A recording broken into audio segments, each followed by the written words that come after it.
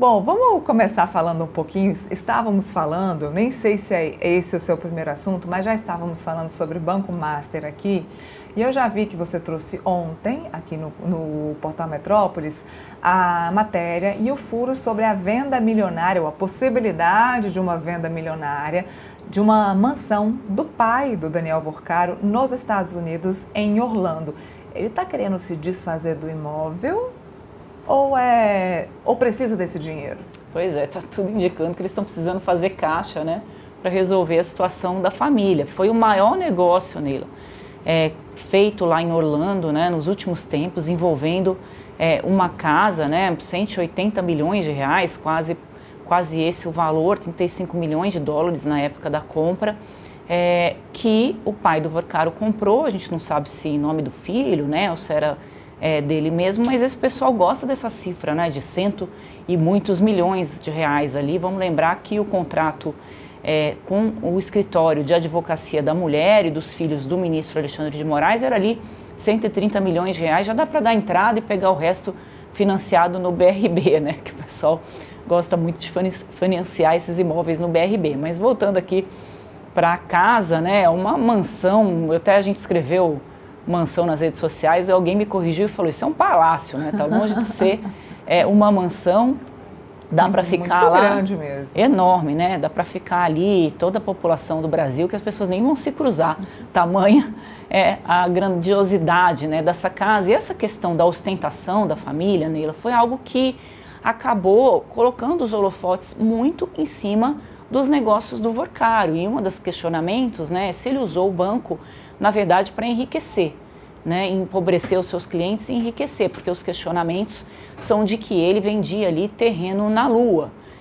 Então, todas as ofertas, né, de investimento feitas pelo Vorcaro, na verdade, não se sustentavam, não tinham liquidez, né, não tinha como pagar aquilo que ele estava prometendo. Então, muita gente, né, suspeita de que ele utilizou aí o banco, o sistema financeiro, para poder enriquecer, e tem vários exemplos ali de ostentação do Vorcaro, e agora a gente está vendo também do pai do Vorcaro. Segundo a Valentina Moreira, que é repórter da minha coluna, que apurou essa história, já tem negociações ali com o comprador, viu, Neila, para essa casa, que estaria em curso, né? Você vê que tem muita gente com dinheiro por aí, para a venda aí do imóvel. Então, vamos ver se daqui até o final da semana os Vorcaros vendem tudo, né?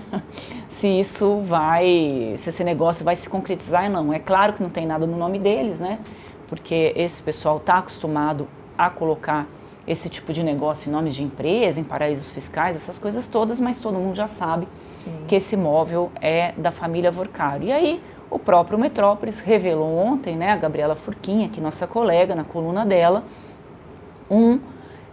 uma caçada aí ao tesouro feita pelo Banco Regional de Brasília, o BRB, de papéis, né, que foram comprados ali do Banco Master, em dois lugares, que eu não vou me recordar agora o nome, depois a produção pode dar cola aí pra gente, e que chegaram lá também não tinha nada, né? Papéis podres. Papéis podres, estava tudo vazio quando abriram ali, né, as gavetas, não tinha dinheiro nenhum, e agora o que quer se saber, né, é o tamanho do prejuízo que o BRB teve. Com isso se fala aí em 12 bilhões de reais, o BRB diz que recuperou 10 bilhões e ninguém sabe afinal o que foram feitos com 2 bilhões de reais do BRB, toda essa transação, né, Neila, passando aí pelos contatos políticos do Vorcaro, né, ele tinha muitos contatos com o Centrão, mas não era só com o Centrão, tinha muita gente também ali da esquerda, muita gente do PT da Bahia, que foi onde nasceu, né, as operações do Banco Master, que também eram ligados, se fala muito aí, a boca miúda, de que alguns políticos recebiam, inclusive, uma mesada do Vorcaro e do seu, então, diretor ali, parceiro ali de negócios no Banco Master. Então, tem muita coisa ainda para vir dessa história.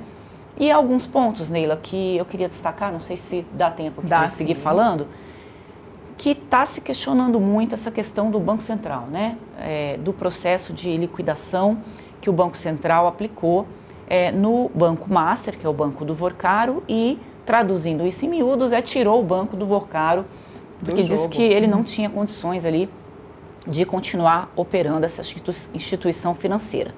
O que o pessoal do Vorcaro diz, os advogados dele, é que esse foi um processo sumário.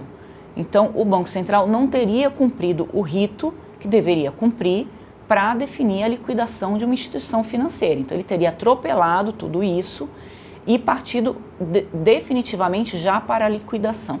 Então, esse é um questionamento da defesa e por isso que o Tribunal de Contas da União e o próprio Supremo Tribunal Federal estão investigando, afinal, o que motivos o Banco Central teve para atropelar o processo. O Banco Central alega que não atropelou processo nenhum, que a situação do Master estava tão periclitante que ele precisou fazer uma intervenção imediata ali e liquidar o banco. O meu ponto se criou muito no país guerras de torcida, né, de um lado e de outro. E a gente precisa analisar o caso com a isenção necessária que se espera da parte da imprensa. Então, acho que precisa mesmo questionar o Banco Central. Não é crime questionar o Banco Central, o Banco Central precisa se explicar com relação a esses questionamentos que o Banco Master está fazendo. Se teve o rito, se não teve o rito, se não teve, por que não teve, por que se esperou tanto, né, se chegar nesse ponto que chegou, né, da gente está vendo que, na verdade,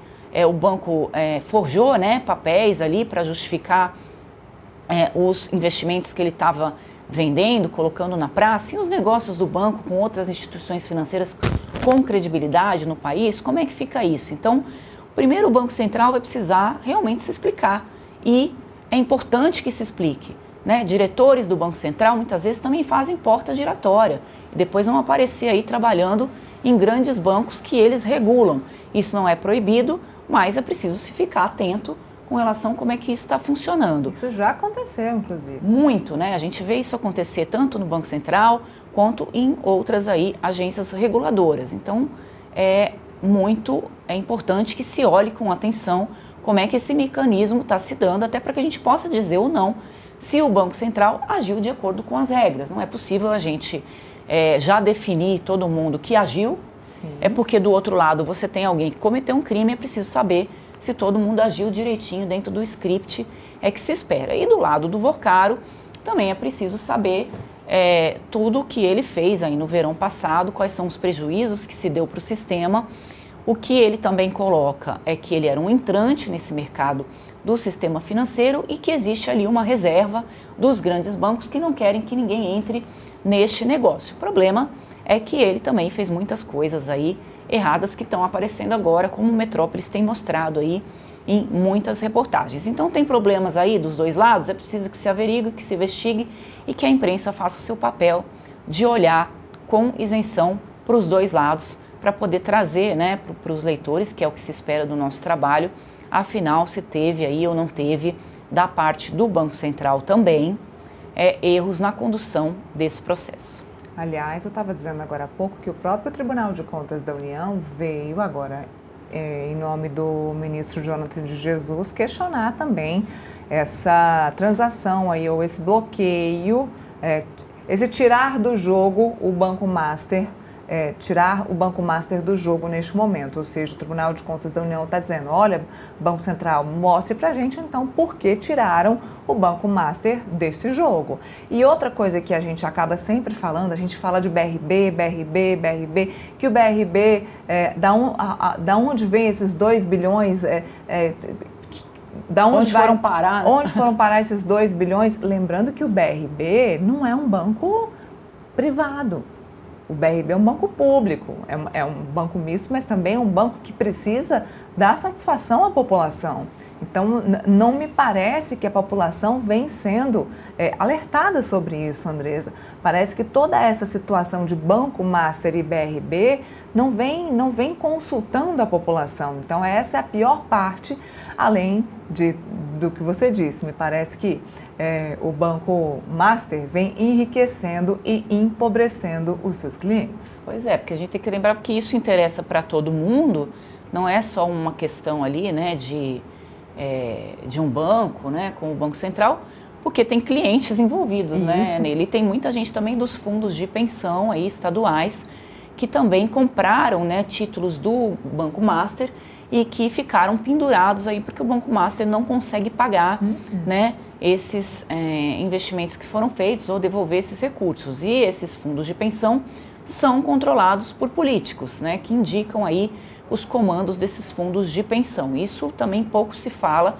e tem muita gente que estava ali uma vida toda, né, recolhendo para sua aposentadoria, que vai sair prejudicada nessa história. Então tem muita coisa aí que precisa ser esclarecida de ambas as partes. Tem muito questionamento de por que o Tribunal de Contas da União entrou nessa história, que não é comum que o Banco Central, que o Tribunal de Contas entre nesse tipo de questionamento, que não caberia ao Tribunal de Contas, e se enxerga por aí um caminho para reverter a liquidação do Banco Master. Vamos lembrar que o Banco Central só decretou a liquidação do Banco Master depois que o Master anunciou um comprador para o banco. Então, isso também é algo que se questiona por que se esperou o anúncio, né, da venda do banco para decretar a liquidação. Não se deu esse tempo para que o negócio pudesse acontecer sem a necessidade, né, de uma medida extrema, que é a liquidação do banco. Nesse mesmo dia que o Vorcaro anunciou compradores para o seu banco, o Vorcaro foi preso, né? Ele estava pegando um avião e a Polícia Federal entendeu que ele estava fugindo do Brasil. E ele ficou ali, acho que 7, 8 dias preso, chegou aí para um presídio. Hoje ele está com tornozeleira eletrônica, está preso em casa, porque ele conseguiu comprovar que esta viagem havia sido comunicada para quem? Para o Banco Central. Então, faltou ali um telefonema, né? Tantos telefonemas para o Banco Central, né? O ministro Alexandre de Moraes teria dado ali 6 telefonemas, o que ele nega, para o presidente do Banco Central, Gabriel Galípolo, que até agora está mudo também com relação a esse assunto, que é um grande escândalo, também precisa ser esclarecido.